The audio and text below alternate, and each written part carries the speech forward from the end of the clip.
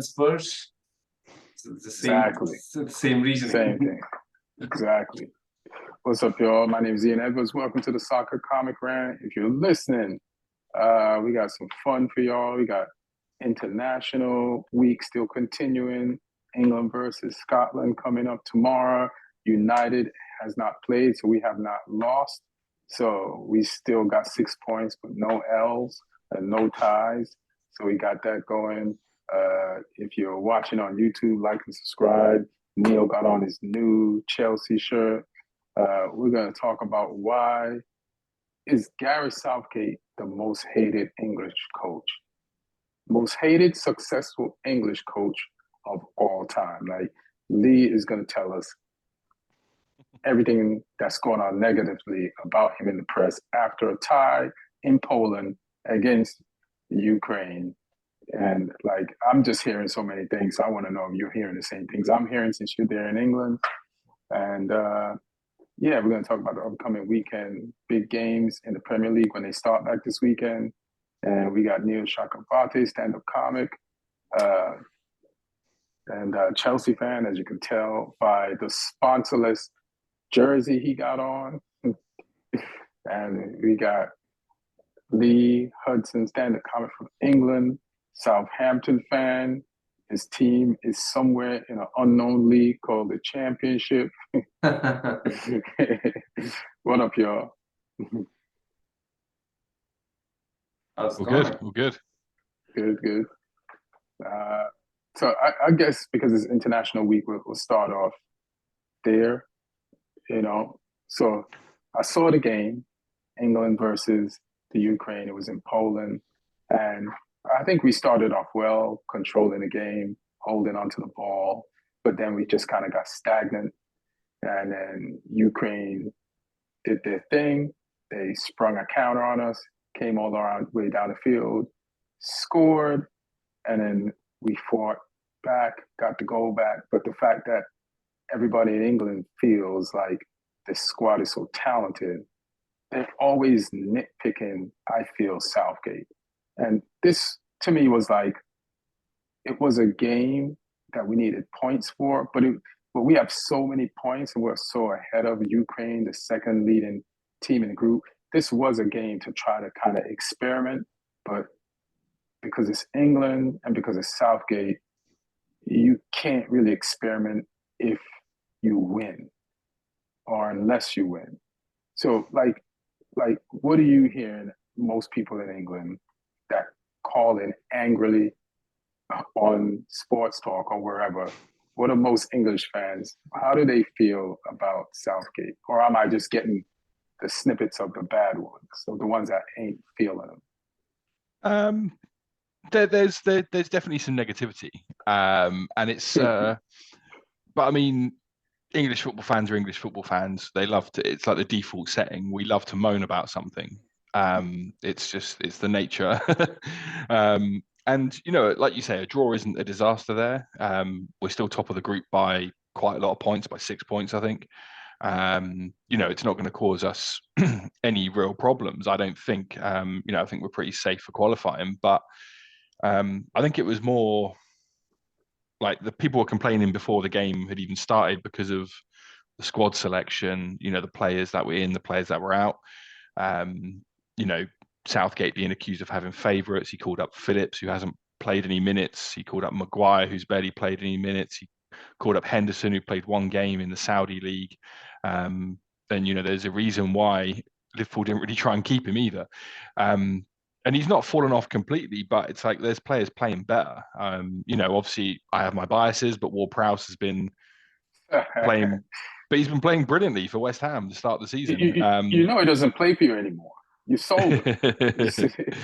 Yeah, he's still my boy. Forever. I get that. But I mean, it's not even that, because I mean, even if all the top players are fit, he doesn't start for England, even in my opinion. But it's like it felt so negative going into a game against a team where we were going to dominate the ball, and we have Henderson and Rice together, and then he was sort of mishmashing Maddison and Bellingham into the team in roles that didn't really suit them. And it's like, what are you doing?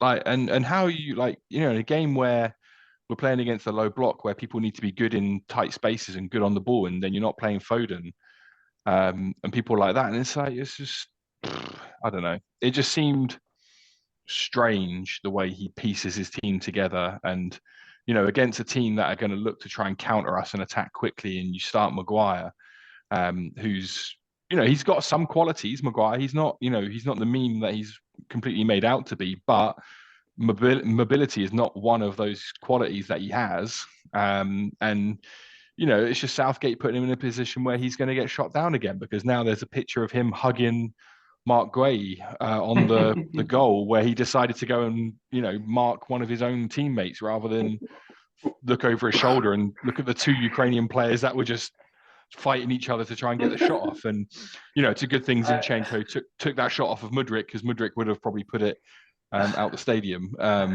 based on his Chelsea form. But I mean, yeah, it's just a selection thing more than anything. The result in isolation isn't a disaster. The result in the grand scheme of things isn't a disaster. But people are starting to ask questions about how far does his favoritism go, and when does he start phasing in some of the next generation of players and giving them more trust as well. Because if he wanted to give people minutes, that's what the Scotland game's for. The Scotland games are friendly. I know it means a lot because it's England, Scotland, but if you want to give Henderson minutes, play him there. Like against Ukraine, we needed to be more adventurous than we were, because we did have a lot of the ball, but we just didn't really do anything with it.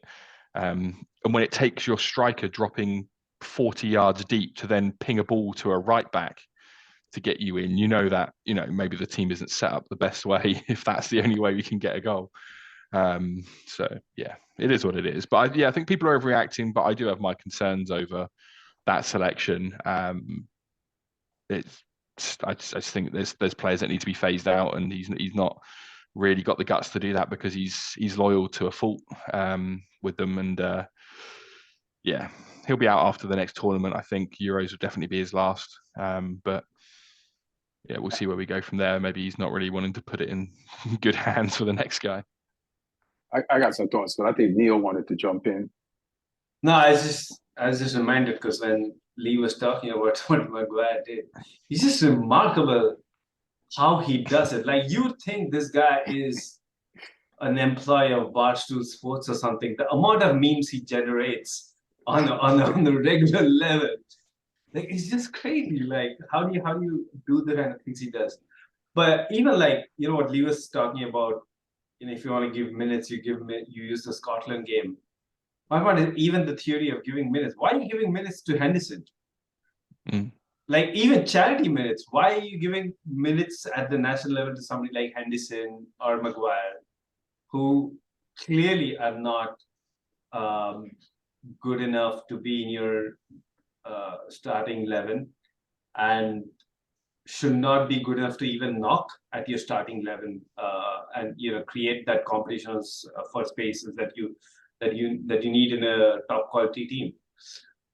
I think the problem is that Gareth Southgate still treats this England team as if he's in his first year, and as if he has the team from the mid 2010s, where it's a bunch of, oh well, maybe we can do something at international level with this bunch.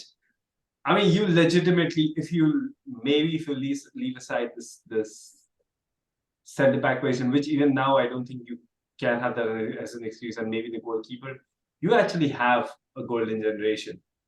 So the more time you're going through games and you're going through tournaments without actually getting that silverware, you're wasting another golden generation. At the end of the day, is it gonna be enough to say, oh well, the previous golden generation didn't win anything, this one didn't win anything either, but at least it reached the final, reached the semi-final. Nobody's gonna remember any of that. And the worst thing that's gonna happen is, at least in the past, you could blame the FA for having this revolving door of managers. Here, the gun's going to be squarely pointed at Gareth Southgate at the end, because he oversaw this entire period. And this team should take itself more seriously than the way he does.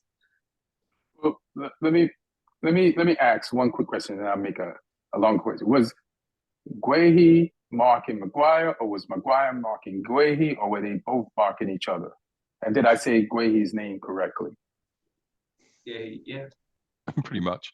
Yeah. I think they were both caught ball watching. That's the thing. When a player goes down the side of the box, they're both looking at the player rather than dealing with people potentially peeling off their shoulder.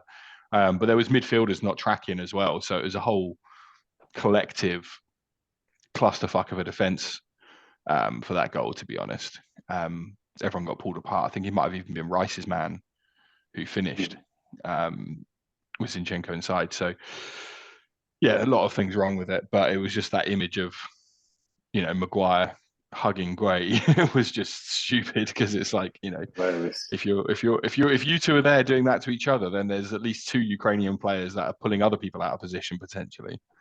Right. Well, let me play Southgate advocate, right? So he's like, a lot of things are happening as you're waiting for international week. So Bellingham goes to, well, here's the first thing I want to say.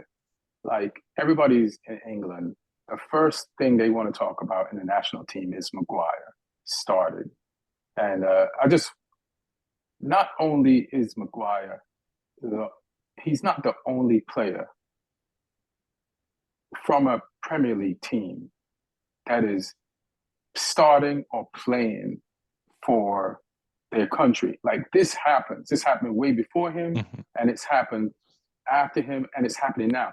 But Maguire is not even the only player from Manchester United to not get playing time for Manchester United, but to also start or play for their country. We have other players that, like Scott McTominay, doesn't play. He's played even less for Manchester United than Maguire, and he's on the pitch for Scotland, and he scored.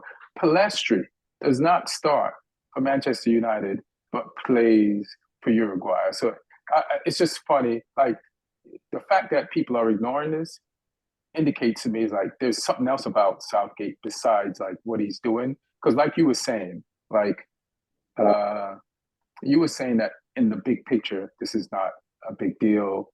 And even Neil was saying he's kind of tinkering and playing around as if the team is in its new stages, as opposed to like, you've been there for a minute, you've been to some finals and some semifinals, quarterfinal, and you should have this thing set. So I feel like that's the first thing people go to is Maguire, because Maguire is not even a polarizing figure. It's like most people like dislike him as much as they dislike Southgate. Like, you might find one person trying to defend either of them. You know what I mean? That person doesn't want to get kicked in the balls in a bar by trying to like defend those guys a lot. So my question is, why don't people like Southgate?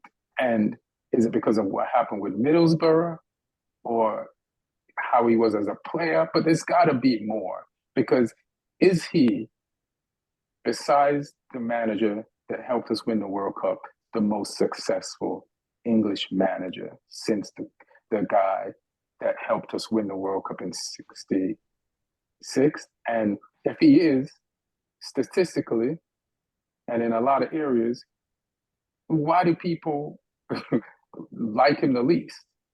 Like, is he the most hated, winningest manager in England history? And if he is, why do people hate him?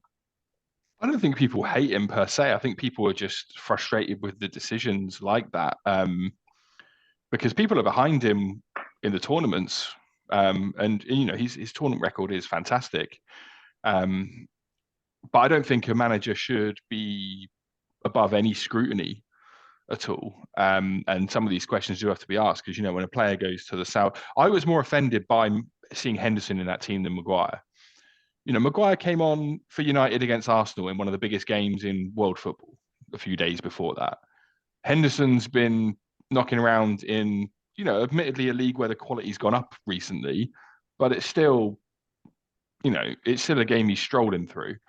And I mean, I just never really liked Jordan Henderson either, to be honest. Lee Southgate said that they looked at the data from the Saudi league, and Henderson's doing great. How can you argue with that?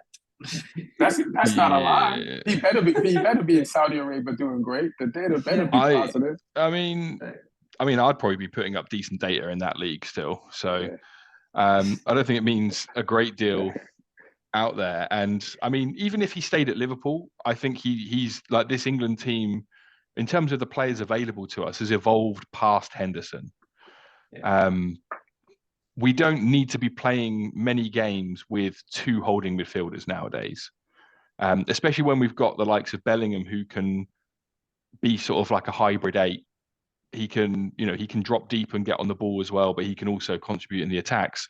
And then when we've got, players who can play that number 10 role brilliantly, like Maddison, like Foden, Grealish, when he's fit, can play in there rather than on the wing as well. And we've just got players like that, or even play Kane as a 10 and start one of the other forwards we've got who've been playing well. If you did that, or even everybody would freak out. Oh yeah, they would. But play it as a 4-4, just call it a 4-4-2 and play him as one of the strikers and tell him to drop. But I mean, even like Loftus-Cheek had more of a case to be in this squad than Henderson. He's been playing well for AC Milan. He's been playing every game and he's been playing well. What position for AC Milan is Loftus-Cheek playing? He's actually playing in his position now as a box to box, as a midfielder. Yeah. He's like a sort of he's a hybrid 6 and 8 almost, isn't he? As well, Loftus-Cheek. He can play deeper and he can attack as well. So yeah, he's doing that in Serie A, which obviously holds way more merit than the fucking Saudi league. So if you want a case in point, France did not call up N'Golo Kante. N'Golo Kante is a far better player than Jordan Henderson and has been a far more influential figure in that French team than Jordan Henderson. But, they've determined that the level he's playing at is not good enough, considering the other candidates available for selection at the French team. And England had pretty much the same case for a far lesser player and chose to not go that way. But if you listen, I mean, I don't know which side of the argument this lands on. I don't even know if this is an argument. I'm just saying, if Ten Hag looked at Scotland and Scott McTominay's data, he'd be starting Scott McTominay for Manchester United too. So, I mean, because I'm sure against Cyprus, like Scott McTominay's stats are going to be through the roof. But yeah. Also, McTominay, Scotland don't really have many players better than McTominay. That's the other option. Their pool is a lot less. They've got McGinn in there who can play with him, and I think they do start him when he's fit.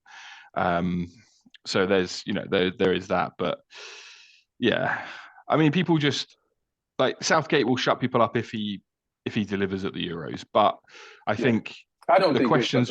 Even if he wins, I think people would be like, yeah, but he should have. It didn't have to be this close. We still don't want him. No, I think if he wins, he will. He shuts people up. He shuts everybody up. It's just that. But if he comes close again, but if he comes close again, and then be like, hey, but you know what? We played a good 60 minutes of the final, and then like, dude, that's not something that can go on your CV. I like how. Because that's what he did in the last Euros, right? They had a great first half, and they were playing Italy off the park. It was a great 10 minutes opening. And like after the goal, I remember there was a spell where Italy couldn't get the ball off England, and England were playing almost like a Spanish team. And then he did something. He pulled somebody off. I can't remember. Did he pull Rice off? He did something, and that was like up the later. whole. Yeah, and then it was just Italy after that. It was like they just give up. We were just absorbing too much pressure. Yeah, And but we they didn't started- need to. we They were started the with a ones. 5 and a They were the ones putting on the pressure. No, not really. We started with like a 5 at the back and then got the goal. And it's tough to like, if you're up a goal, he started in a deficit. If you're up a goal, then it's tough to like change that formation to something less defensive when you're at home in London, in Wembley. It's almost like you have to hold on to it. And then you see Italian teams win a bunch of championships, whether European or World Cup that way. And if he'd have just done anything and we'd have lost a different way, I feel like people would still be killing him for a final that he lost that nobody expected us to get to. But here's some other, like here's 2 other England questions. Like Lee mentioned that the game against Scotland is a friendly, but it's not really a friendly. It's against Scotland. So which game do you think is important? Because the ones against the Ukraine was to qualify, right? And to help us qualify, but we already are 6 points ahead of them. We didn't lose any points in the gap that we have with them. So which game is really a more friendly? That one or the one against Scotland, mortal enemies coming up? Because you don't want people in Scotland beating England or tying with England and to hear that chatter. Like that would have been, that's, which one is the true friendly? I mean, the Scotland one is, I mean, we'll classify it based on how well we do. If we lose, it's a meaningless friendly. If we win, it meant a lot. That's how we can treat those games when we're the favourites. That's hilarious. And then one more thing, like with Scott McTominay, like so. Things are always changing. When Jude Bellingham went to Real Madrid, when he was at Dortmund, what was his position in Dortmund? Bellingham, he was an 8. He was an 8, right? Yeah. So then he goes to Real Madrid and they make him a 10, right? Mm-hmm. He's scored in every game so far. He's got more goals than he got games. And then Maddison goes to Spurs. He's a 10 and he does well. So then, what's his name? Southgate said, now we're playing for England. Let me tinker a little bit and let me see if I can play 2 10s, which is also similar to something that Ten Hag tried with Mount and Bruno. We tried. It hasn't worked, but at least he played 2 10s and 2 holding, just to, but people say he doesn't tinker, or if I just feel like you have to experiment. But if the experiment goes wrong, everybody's super critical. And, I don't even know if there's an addendum to that. I'm just saying, I'm just playing Southgate's advocate. Yeah, I think people have been getting carried away. But also, like I said, I don't think a manager should be above questioning and criticism on things. But people never do it in a reasonable way. Right. People are adamant. Neil, tell us about this Chelsea shirt you got on. Bro. Oh, yeah. I mean, I was waiting for them to release. I had this, like, this was the first thing when they dropped it, and I knew there was not going to be any sponsor on it. I had to get it because I generally don't like the look of, Samsung was great, but after that, Yokohama tires and then the 3, it kind of like messes with the aesthetics of the shirt. So, yeah, is the fact that we're so shitty at getting commercial deals over the line has a silver lining to it. So you get to buy these really nice jerseys without a sponsor. And yeah, it looks good. I got the Enzo Fernandez Enzo 8 on the back. I don't know if you guys can see it. Why you ain't get Saicedo, girl? Oh, yeah. Well, the Saicedo thing seems pretty dicey. So, yeah. But no, Enzo 8, and then I got the away jersey with the Colville 24 on it. And yeah, I got a whole bunch of like the practice, like the training vests Right. and the travel t-shirt and the hoodie and stuff like that. So yeah. Was this all That's birthday shopping? Yeah, a little bit, because I had started putting stuff in the cart from like a month back, but then I had to push it back because they hadn't released the away jersey. So when they did, I was like, all right, then I guess I can put it in my birthday budget and have them all. Well, first of all, happy birthday. But you did that like Thanks. they're charging you for shipping. Aren't you buying enough that they're not charging for shipping? And you could have just ordered those things that were in the cart at the time you ordered it and not waited for now. Yeah, but I'm not sure if they charged me for shipping. No, it was more like I wanted to use. I had a 20% coupon for the Chelsea Megastore, so I just wanted to use it all together. All right. So you've got the away shirt that's also blue. Yeah, it looks blue to me unless I'm colorblind. Like it just looks a darker shade of blue, like almost purple. What color does it say it is? That's a good question. Let me. I don't know if it says. It says. It's like you can't tell the shirts apart and you can't tell the players apart. It just seems, just like everything at Chelsea, it just seems a little ad hoc. Like, maybe it's black. Huh. Well, let me ask you a question while you look that up. Go ahead. Yeah, no, go ahead. So you said Chelsea is terrible at finding sponsors, right? Yeah. What club is not terrible at finding sponsors? Manchester United. And what company do you work for? So I work for Qualcomm, and looks like that's going to be a next front of shirt sponsor. The report from the Athletic came in earlier today, and Qualcomm's already been a sponsor for United for a while. One of the peripheral sponsors, and I think they sponsored their North America tour, the preseason tour. But reports are that he has secured a £60 million per year sponsorship with Qualcomm or /Snapdragon, and it might be the largest sponsorship deal currently in the Premier League. How do you feel working for Manchester United as a Chelsea fan with two blue home and away jerseys? Well, it could be kind of like how my wife feels, because Qualcomm also sponsors Ferrari, and she's a Red Bull fan, Red Bull racing fan. So I think we're in the same boat right now. Now you can empathize with her. That's funny. What were we gonna talk about next? We got I guess some Jadon Sancho,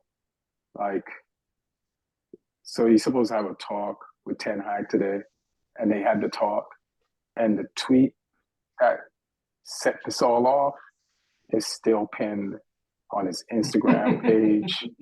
So how do y'all think this talk went?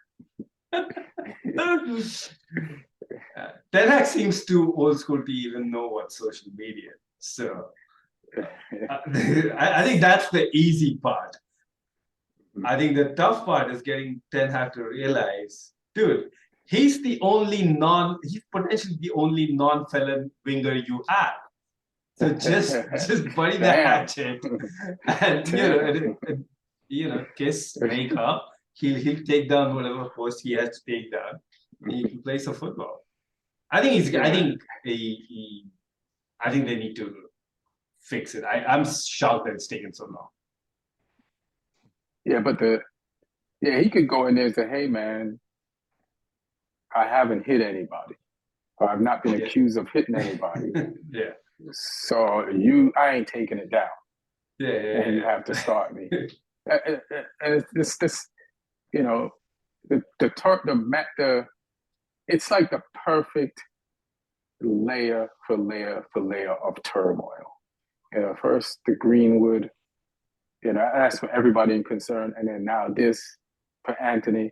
And then right when like the guy we bought as a right winger could have actually stepped over to the right side of the pitch, stopped playing on the left, and become a right winger. If he'd have just got the heads up about the Anthony accusations, he wouldn't have like made that tweet, and he could have been like our right winger during this moment that Anthony's going to take this break. And you know, the unfortunate stuff that's happening with everybody else could actually work for his benefit. But now we don't know. We might have to like go with Pellistri and whoever else. We got Ahmad. Hopefully he'll come back from injury. But then the most worrying thing, as another layer of like, they're talking about, or the internet is talking about getting Al Ghazi, Aston Villa player. He's a free transfer. That's nothing free is free. And which proves nothing free is free, bro. You don't want to get Al Ghazi. He wasn't Aston Villa level. How is he going to be our level? Like, nah. No disrespect to Aston Villa. I can find you a good YouTube video. Yeah. I can find you a comp that makes him look really tantalizing. Yeah, but I've seen him play. That's the problem. And I've seen him play like games because of Lloyd. I pay attention to Villa. Yeah. It's sad. That's so like when in bad news, it's almost like a joke. Like you tagged it, you set it up, you hit it, and then you tag it, and then there's another tag. You think you got all tags, and then this tag comes out of an angle, you know, from nowhere. And it's like, who's writing this? Because this is perfect. Al Ghazi? Yeah. Come on, man. That's... You should be getting Lingard back before you get El Ghazi. Oh, man. Oh, he's not I don't think he's a right winger. He can play there. But neither has El Ghazi from what I've seen, from what he's shown me. I'm not even dissing him. Like, he hasn't shown me any, like, marshalship. We're going to get a guy who's a free agent. Why is he a free agent? There's a reason he's a free agent. Because no motherfucker wanted him. Yeah, exactly. But you know... He has a Saudi league last name, and he ain't even in the Saudi league. I love the lengths United will go to not play academy players these days. That's the thing that's bugging. Well, yes. But you know, like this whole El Ghazi thing might just be a lot of these free agents. If you think the player is free, their agents, in terms of the time they have at hand, are even more fixed. So they're the ones who are actually sending out these stories and disturbing everybody's days. So, but so Garnacho has been playing on the left, right? Yeah, Garnacho's on the left. He's inverted. And but surely, he's right-footed.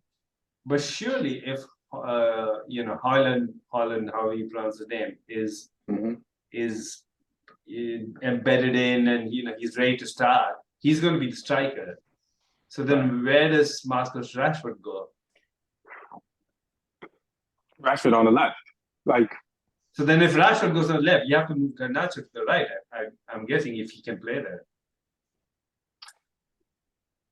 Yeah, we could do that, but we could also just drop Garnacho, play Pellistri. But yeah, there was a game, I can't remember which game it was, where Pellistri, somebody got subbed out, and not Pellistri, but Garnacho got subbed to play in Anthony's position. Excuse me. On the right. I can't remember how well he did, but he's got a right foot. I think Garnacho got both feet, to be honest. You know what I mean? So I think that should be a first front three: Rashford, Holland, and Garnacho, and then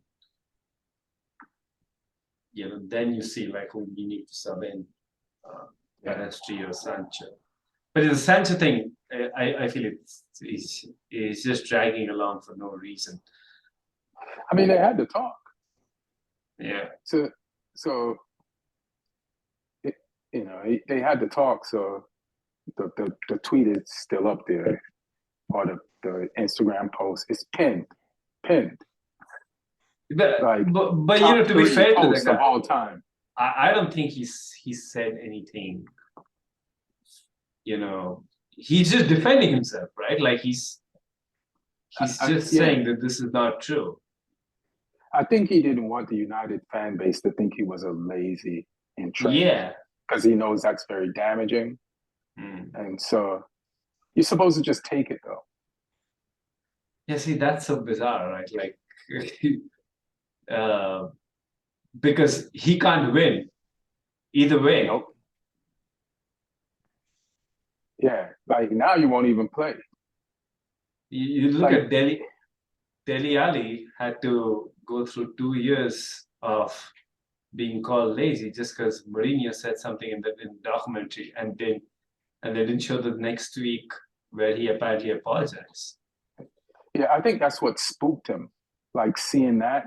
Or Yeah. English football is about at least you got to give his everything for the shirt, even if you stink. Like there's a history of like players that like just played hard, that had like 10, 11 year careers. Like what's his name? He's a pundit now. His son played for United, and I think he played at Newcastle. And he's just always clattering into people. And he never played for United, but he's from our academy. I can remember everything about him except his name right now. God damn it. What's his name? And he just savage. He just played in the Premier League. Like he could win a ball, but he just passed it right back to the other team. Oh. And it's Robbie Savage? Robbie Savage. Yeah. It's like, so yeah. what's the point of having you out there? Just because you got legs? So. Yeah. Also, I feel like English players get more stick than non-English players off late. Like I think in the last couple of years, that's been the trend that English players people are generally more harsher on them, because it's kind of a backlash to the fact that they used to get a lot of hype too quickly, and then a lot of fans feel that that's unwarranted. So now they're overcorrecting in the other side by having too much criticism. Who's giving them the is it the fans or the reporters or like fans? Who's fans? Fans. Speaking of backlash, what do y'all think of this Paul Pogba situation? He got caught for doping. First of all, who gets caught doping in football? It's like, in a game you didn't even play in either. Yeah, it's like, are there laws like stringent for football doping, Lee? Yeah, they're pretty strict. He's got a chance to provide a counter sample still, so we'll see. Where's he gonna get that? Comes. I don't know. I don't know how the whole thing works. It's it's a wait and see thing. Like I say, he was a sub in that game as well. That's got to hurt when you get accused of doping and you weren't even a player in that game. But yeah, it's hard to say how it goes until they actually properly, come out with it all. But yeah, it never usually ends well when someone is found guilty of that. There's usually a ban coming. Yeah, he might get a ban, and he's 30. So by the time he's unbanned, I mean, I thought it was a joke, like, because it said the first thing I read was Paul Pogba banned because he tested positive for testosterone. I was like, aren't you supposed to, like, aren't you supposed to test positive for testosterone? But apparently it looks like he had certain higher amount of something, whatever. So yeah, that sounds like something that could happen to one of the women's players. Yeah, exactly. I thought, like, did he get caught in one of these new age transgender tests? I mean, I kind of feel bad for him because sometimes people take testosterone or like those drugs to like help you recover from an injury faster. He's been injured since he got to Juventus, and he's not playing for his country or much for Juventus, and maybe tried something to like speed up the process out of desperation. But has there ever been a time in football history where some of the top players in the world who have won shit have messed up the end of their careers? And not by injuries, but I just can't remember when a Pogba, a Lukaku, even let's throw in a Neymar, you know what I mean? And like any other names you can think of, like top players, like have messed up their careers, or close to top players, like even Jesse Lingard, where he's at now, you know, in his about to be 30s. Like normally players like that would still be playing, but there's a bunch of players like that could still be in the Premier League or playing somewhere in a top league that aren't playing anymore. Like Aubameyang barely got in a league. There's been players that have done similar before, like Gaza is probably the best example of that. Like he was finished way too soon because of, you know, lifestyle choices and whatnot. Yeah, there's a fair few of it around at the moment. I remember there was a time when a bunch of players, high profile players, all got caught with the same type of doping. It was nandrolone was the substance, and there was a period when, like, I think Edgar Davids, Yap Stam, I think even Guardiola got. It was all they were all playing in Serie A. They were all playing in Serie A. Ban him they were all playing. They were all playing in Serie A at the time. Pep was at Brescia, and Stan was at Lazio. I can't remember where Davids was, whether he was at Juve or whether it was his stint in Milan. I can't remember now. But yeah, there were a whole bunch of there was a whole big doping thing in Italy at that point. Yeah, I didn't know that. I like how Pogba, you know, the moment his faith in witchcraft didn't work out, he switched immediately to science. Like, like there was no middle ground. He didn't just, you know, go Hajj again. He's like, let me try legal witchcraft. Yeah. Scientific witchcraft. Yeah. That's hilarious. It's probably, you know what, now that I'm thinking of it, he probably got recommended one of these quack kind of things, and that had some bad substance in it. Like he probably snorted rhinos, you know, balls, something like that. Because that's a thing in East Asia. I'm just looking at it now. Guardiola had a 4-month ban and got it overturned. He got it appealed and cleared in the end. That's too bad. Yeah, I didn't even know that. Trying to go to the Premier League and see like these upcoming games. Who you got in the Championship down coming up? Oh, we got a Friday night game. Shit. We're playing Friday night against Leicester. It's the battle of the relegated boys. It's going to be a good game though. They've got Enzo Maresca as their manager, who was one of Pep's assistants at City last year for the treble. So with the way we try and play football and the way they try and play football, like it's going to be interesting to see who has more of the ball, because both teams are going to try and play possession football, I think. So we'll see how that goes. We'll see if we can steady the ship after that battering from Sunderland the other weekend. We've had a lot of time to stew on it. So they lost 2 though that weekend as well. So both teams will be trying to get back on track. But yeah, I'm hoping we can. I just want us to not concede. I would take a 0-0 draw in this one. I would just love us to have a clean sheet. We've conceded the most goals in the whole championship this season, even though we're up near the top, because we just can't defend. So yeah, hopefully, fingers crossed, we can get back on track, or at least just not concede a shitload of goals. But yeah, Friday night against Leicester. I'm trying to see. Like this thing is messing with me. I'm trying to pick up the games from Saturday, September 16th. So we got Wolves, Liverpool, Fulham, Luton, Tottenham versus Sheffield United. That means Martin is going to be like they should win that game. So he's going to be unbearable again.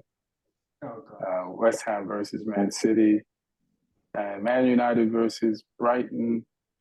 What do you think the odds of Man United beating Brighton with no defenders based on our last game versus and Harry Maguire is probably starting based on our last game and the people who came off the field injured versus Arsenal, and and maybe more time for Rasmus Højlund versus Ferguson, young star who Isn't we could have Ferguson possibly injured? bought. Ferguson I might mean, be I injured. hope Yeah, so. he pulled out the Ireland squad. So yeah, he might not be available for this. But I mean, I think De Zerbi teams are always potentially going to be a little bit open. So you can get at them. It depends how you want to play, and how good your press is. I think because if your press isn't right, they'll break that first line and then they'll hurt you. But if Ten Hag can get them drilled on the press, then I think it's a game you could win.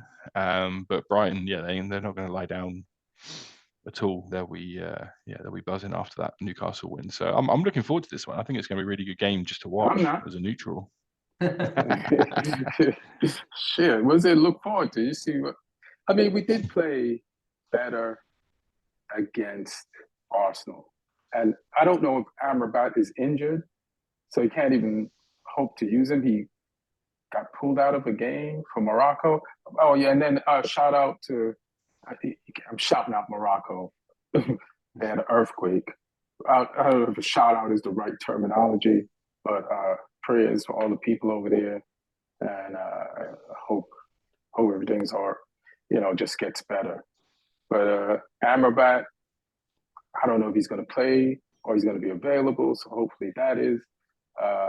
The good thing about the international break is that we didn't play games, and players that we have injured get to come back or just get closer to being a player without us dropping points.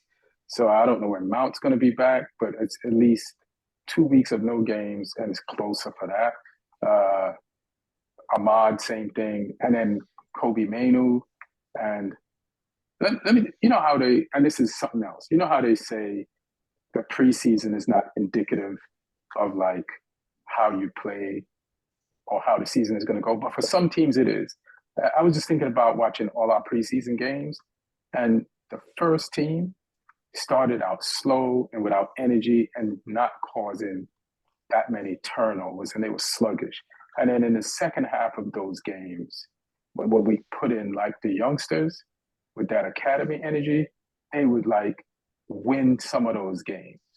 You know what I mean? Like when they came on, and they had more energy, more fight.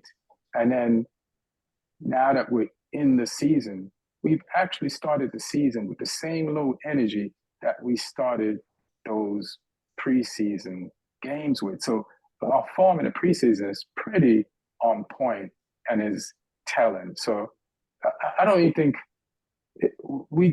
I don't know how we just look mad tired somehow, like burnt. So I just hope these reinforcements and people coming back from injuries help us. That's why I'm looking forward to this part of the season. Neil, do you think Chelsea has a chance against Bournemouth? Chance to drop points? Yes. Yeah. Even in the shirt that you bought, you just full of man down. You got on the shirt, bro. No, I mean, I think it's gonna be the same thing. Like I can tell you what lineup we're gonna go in with, what formation we're gonna play, and everything can be great, but it's just that when we play good, we can still not score. So everything else is just a lower expectation than that. So we just can't score. So it doesn't really matter what kind of game we're having. And then one mistake at the back, then you're losing a game, which is what happened against Forest. And I don't really blame the defense much for that, because you see in the Premier League, like anything you can score. Like you can always have that one mistake. There are very few clean sheets. I think there's maybe 2 or 3 teams that have had 2 clean sheets in 4 games. Everybody else is either 1 or 0. So I think defense-wise, you're fine. You're creating a whole lot of chances. We also getting into the box a lot, shooting a lot. It's just that we don't have people, and it's so bizarre that we spend so much money. I didn't expect us to spend 400 million this window after what we spent the previous 2 windows. Went ahead, spent another 400 million, but then everybody knew that this was the biggest problem this team had, was the finishing. And we didn't do anything to really address that problem in the window. We got Nkuku, which I think was a good signing, but he's injured, and B, we already had Nkuku in the bag since before this window. Yeah, you bought him a season ago. So it wasn't reacting to this, what happened in that second half of last season. And then we got Jackson, who's got Nicholas Jackson, who looks talented, of course, but you've basically got half a season worth of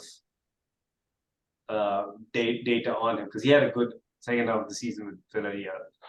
And then we got Cole Palmer, who is basically an FA Youth Cup player. He's played I think a handful of starts in the Premier League. So then those have been our forward. Don't worry, he just scored some goals in under 21 this weekend. He scored a brilliant goal against Luxembourg. So I don't know what you're talking about. So and he's a European champion. The disrespect. And even the people we bought before, like Mudryk and Noni Madueke in the forward positions, there's no data to say that these guys are really prolific in front of goal. So, wing and a prayer. And then you might get gunned down by ex-Cobham boy Dom Solanke. Yeah, who's on my team, on my fantasy team. And oh yeah, I was thinking about somebody else. But here's the thing. Here's some irony for Chelsea right now. We put that stat in the chat about Chelsea creating the most big chances of all the teams in the Premier League. And you were talking about you're getting in the box, you're getting touches in the box, you're creating chances, but you're not putting the ball in the back of the net. And that reminds me of Brighton in the early years of Graham Potter, except you are Brighton right now, and you fired Graham Potter. And you're playing exactly like the early days of Brighton with Graham Potter without putting the ball in the back of the net. Why didn't you? Who was the forward you guys could have spent money on that you didn't spend money on in the summer? If I had 100 million to give Brighton, I would have bought even Ferguson. And I was saying this all summer. You're contradicting yourself, kind of. No, because he has shown that he is clinical in front of goal. So, but that's another young player. No, you can be young. Not sure about, and that's you said you didn't get before. The conversation you said you didn't get that one guy with experience that could put the ball in the back of the net. You just buying young guys. You can buy. See, there's a difference between buying a young guy like Cole Palmer, who's barely played in senior football. Even Ferguson has played a lot of senior football, even though he is, he's 19. I remember, we played against what is this team in Ireland? When Lampard's first season, we played a preseason friendly. That was his debut. So he's been around the block, and he's always been scoring, no matter where he is. And we've seen him in the Premier League last season. And anyway, I'm saying if you had to go the Brighton route, that was what I would have done. There's example, there's people elsewhere in the continent. Somebody like Paulo Dybala is somebody I would have tried to get. He would have been perfect. When Nkuku gets injured, you have the senior guy come in and play in that number 10 position, who's known for assisting, known for scoring goals. And again, when you're spending this much amount of money, you don't really have an excuse about which player, except maybe say an Mbappe. You literally, anybody is available to you. There's not a single player including you can't get. Mbappe. You spend maybe enough even- money to buy 2 Mbappes. That is Hey, true. Shea Adams was available at the right price if you asked. So What is that right price? $1? Nah, he's not that bad. And see, this is the tragedy of where we are right now with Chelsea, because exactly the thing that you're saying, Ian. I think about it the other day. We are essentially where Brighton is at the beginning of their project, but we are doing Brighton-y stuff with Man City money. You don't need to do. You don't need to spend $1 billion to be where we are right now. So I don't know. We got some kids from Brazil too, right? You guys bought stock low. Well, you bought stock high. you bought low stock high. You know what? I'm confused about what you did. I can't even. I'm going to drop everything. the analogy. Except get a forward. Yeah. Sadio Mane, you could have dangled the carrot in front of Sadio Mane, who I know he didn't have the greatest of time at Bayern Munich, but he didn't have a bad time there either. He's not a 9 though. He's not a 9, but he is a goal-scoring forward who is a left winger right now. You know who's been playing left wing for Chelsea? Ben Chilwell. Because the manager doesn't trust Mudryk to play there. He's been playing. He just doesn't. Mudryk's too low, too raw, and I don't blame him for that. Mudryk is too raw. Mudryk is the kind of player, if he was from the academy, we would be saying he needs a loan. He needs a loan in the championship. He needs to play some minutes there. But because he's got this big price tag, we need to kind of. And Pochettino is like, dude, I can't keep starting him in the Premier League. So he's starting Ben Chilwell as a left winger. It's not even a hypothesis anymore. He's been the left winger. Pochettino's gone on record saying that. Chilwell himself has said that. And we started the season with 4 left backs. Ben Chilwell, Marco Correa, Lewis Hall, and Ian Maatsen. We played a centre back at left back all 4 games. Levi Colwill has played left back.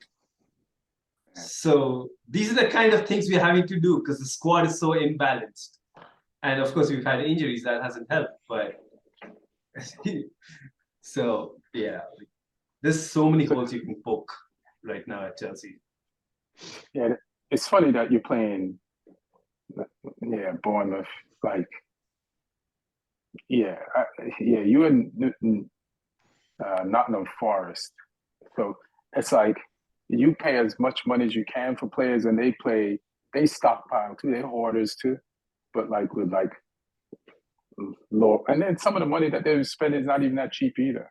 But it's not good when you remind people of lower placed teams in the table. You know what I mean? Whether results wise or just the whole team, you feel like you ain't got no plan. You're just grabbing at shit. And you're not focused on balance, like you said. Lee, is there any? Go ahead. No, I was just saying, actually, I don't blame Pochettino. I think he's got a plan, and the team overall has played well, which is why you'll see we are on top of a lot of the other stats, except the only stat that matters. But even expected points, I think we're second in the league. So we're doing well, but he can't himself go on the pitch and finish, right? So we just gotta hope that these bets we've taken on players like Nicholas Jackson, Cole Palmer, work out in terms of finishing. So you like him, Pochettino, then? You're kind of making. All right. He's been doing some stupid stuff, but I can see why he's doing that. What made you like him? Because you wasn't a big fan earlier on. Yeah, because what made me like him is the realization that we actually just need a top 4 coach. So yeah, he's a perfect top 4 coach. All right. Lee, is there anything outstanding about the Premiership, or are you looking forward to about the Premiership coming back this weekend? Yeah, there's a couple of games I like the look of. One of them It's not like a glamour fixture, but I quite like the look of Villa Palace. Because I think Villa, they've been a fun side to watch under Emery. They've got new players that are exciting as well. I'm liking Diaby, who came in from Leverkusen. Leon Bailey's like reborn this season. He's been playing with some form that he's only showed in flashes before. So Emery's getting the best out of some players. I don't think Watkins has quite hit form yet for them. So that'll be interesting to see. But yeah, and then obviously like Palace, I love watching Eze. And they had a little bit of form before the international break as well. Edouard was scoring as well. So yeah, I think that'll be a fun game to watch. And Newcastle Brentford is the other one I think could be a good game as well. Just because Newcastle, obviously, they need to bounce back from that Brighton loss. There's a little bit of pressure on Eddie Howe now as well after one win in 4 games, I think it is. And I think Brentford are the sort of team, if you're in that sort of run, you don't want to play them because I think they'll go there and they'll defend and they'll be ugly and they'll be, dangerous on set pieces. Speaking of which, West Ham Man City as well looks interesting. That's the top of the table clash right now. Yeah, I know. I know we were just talking. So when you see Brentford, Neil, right? A team like Brentford, their forward is gone, right? One of their forwards is gone, right? But 2 guys who ain't forwards, like score, and then Chelsea can't score. Yeah. Like, so what's up with the math there? Like, why is a team who lost a Premier 9 are playing with 2 other guys that ain't 9s, but they're getting the goals? Like, how are they doing it, and y'all ain't doing it? Like, I mean, I can tell you why we are not doing it. It's difficult to explain because the thing is, we are the exception. What Brentford's doing, what Villa is doing, what everybody is, that is how football is supposed to work out. That is what we've always seen in the Premier League. So I am not surprised by what any other club is doing, what Bournemouth is doing. Probably going to score on us this weekend. So we are the exception. So yeah, everybody else is good. well, they got 5 goals, and you got I'm assuming make goal difference. Goals 4. So Brentford got 8 goals. Y'all got 5 goals. We got 2 because we got Luton. What am I looking at? 3. Yeah, we got 3 against Luton. Yeah. But you also let in 5. Yeah. They've also let in 5. But if I was Chelsea, this is just a matter of time thing. And you see some injured players back. I wouldn't panic. Yeah. But Brentford are doing what you guys can't do right now after all the money you spent. Shit. Is there anything else about the Premier League, Lee or Neil, before?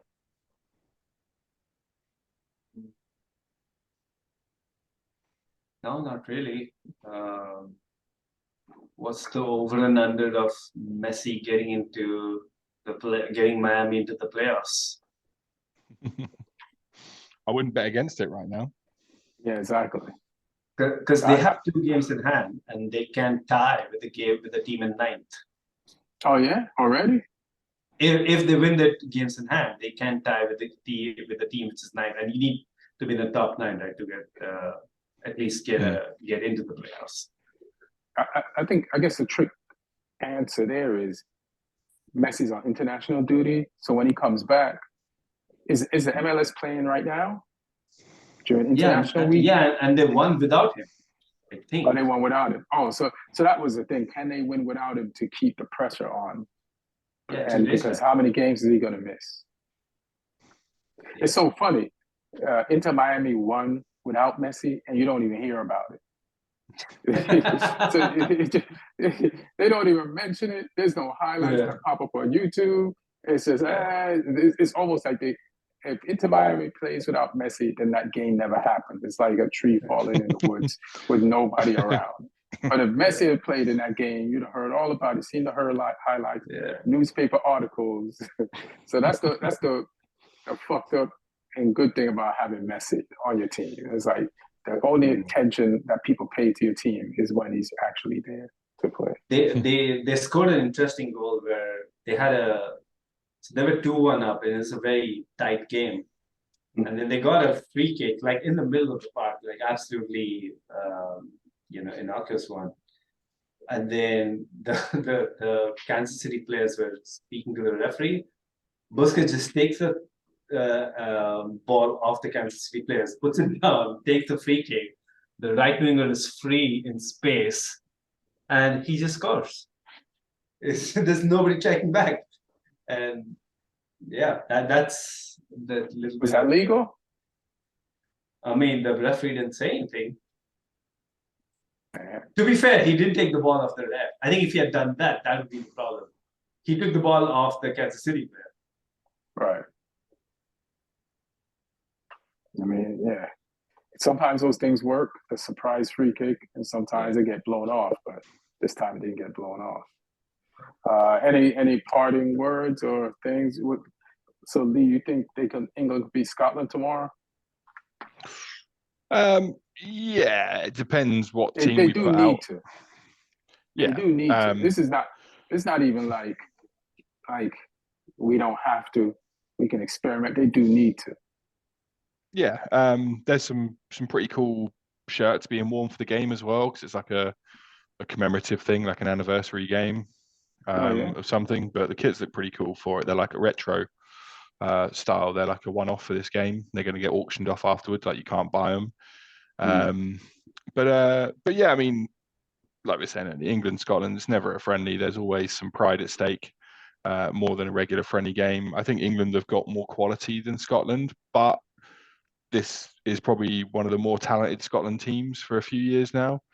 A lot of good players in that squad, and they're on form as well. You know, they've turned over Spain in their group. They're top of their group on merit. They've been playing well. So it's I think England have a little bit more quality in the squad, but Scotland at home, it's not going to be easy. Yeah, I can't wait to see that on friendly tomorrow, because that's what that's going to be. I'm looking forward to the carnage in the bars here. It's hilarious. Are you going to watch it in a bar? Yeah. I'm not even trying to do a show tomorrow because it'll be people will be out drinking. Yeah, nobody will be at the shows. That's a good thing about drinking culture. Like, if you win, you're celebrating with your drinks, and if you lose, you're using the alcohol to wash away the sorrow of the loss. So if you're a football fan, being in a bar like goes hand in hand with the game. So yeah, I think that's it. There's no games. We just talked about the future, and thank everybody for listening and for watching. I got some shows coming up, and I'm going to be at Toronto for the JFL. I got a show there in, what is that, September 27th, and I'm going to be at the Boxcar Comedy Club in Utah on October 27th and 28th. Any guys got anything to plug, push? Yeah, I'm in the Netherlands in the start of October. I'm at Club Haug in Rotterdam on the 4th. It's a Thursday night. No, it's a Wednesday night. That one's just a spot on a show. I'll be doing like 15 minutes, but then I'm doing a solo hour show in Amsterdam the next day on Thursday the 5th. And I'm doing a couple of other spots in Amsterdam over the weekend. That weekend as well. I'll also be at Vitesse Arnhem versus Excelsior Rotterdam. I've got my tickets for that. And then I'm trying to be at Ajax versus AZ on the Sunday as well before I do shows. So hopefully get my football. Well, I'll get at least one football fix out there. Hopefully two. So it'll be a fun trip. All right. So yeah, if anyone's listening in the Netherlands, come out and say hi. Pull up, Netherlands. Oh, that's What were you dope, gonna say, man. Is Neil? that your first hour?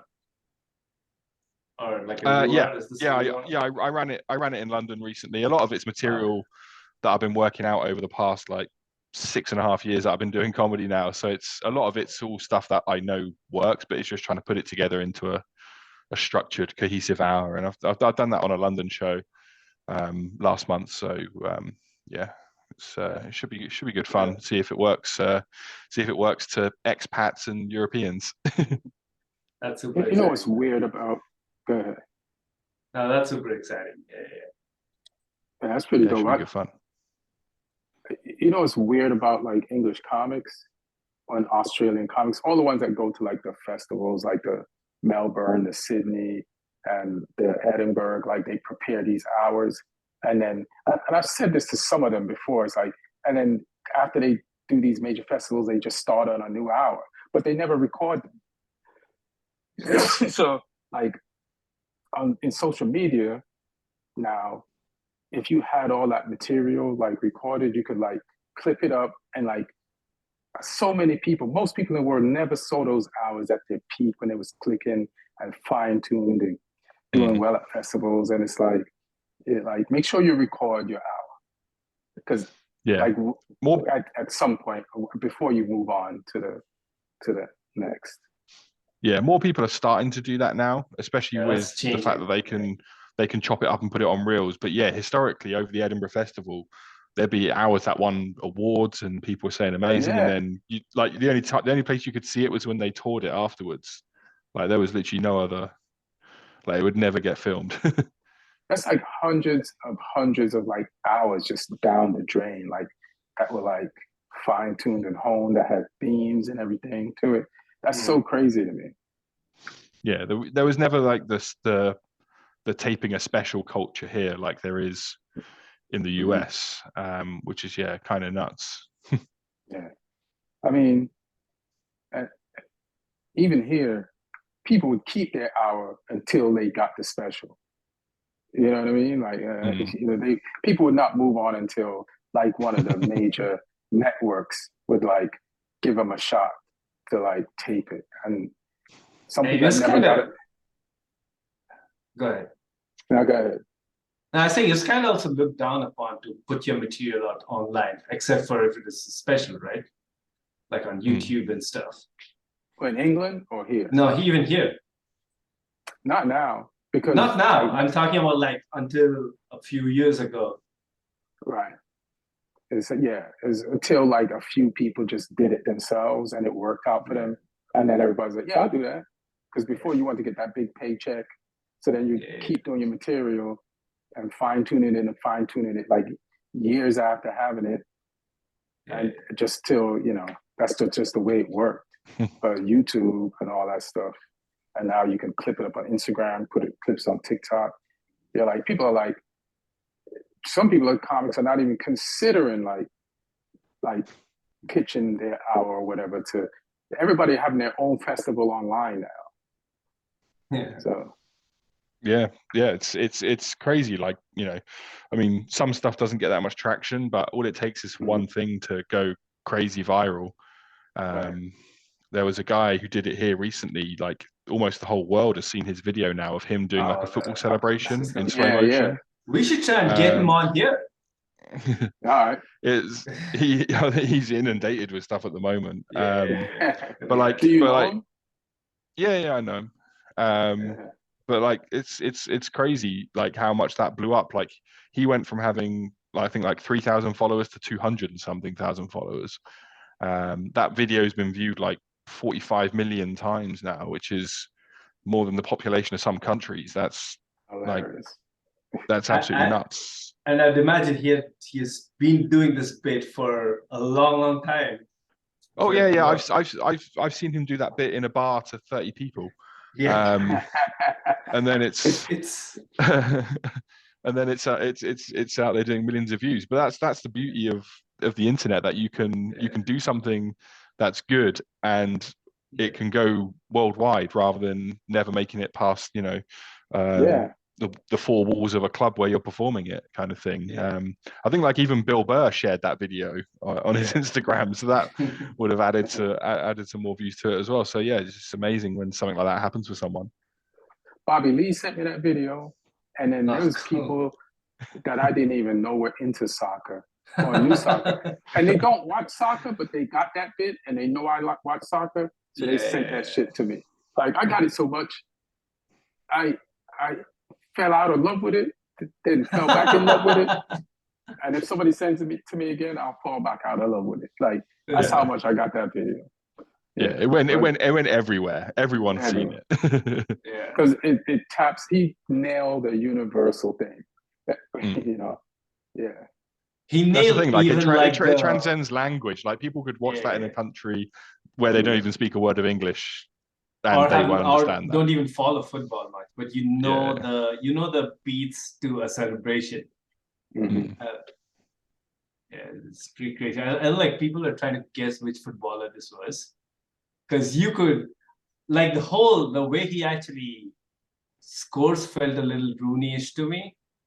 Hilarious. But then the way he celebrates felt very Hazard-esque to me. But Hazard would never score a goal off a header. So it could never be an Hazard goal. But the celebration was a little Hazard. Hilarious. Maybe it's a combo. Yeah. So the clip that he put up, did he tape an hour? And no, that clip was from a 5-minute set. that from a 5-minute set, that joke is 3 minutes. Yeah. Yeah. It'd be interesting to see his whole like whatever set he does that includes this.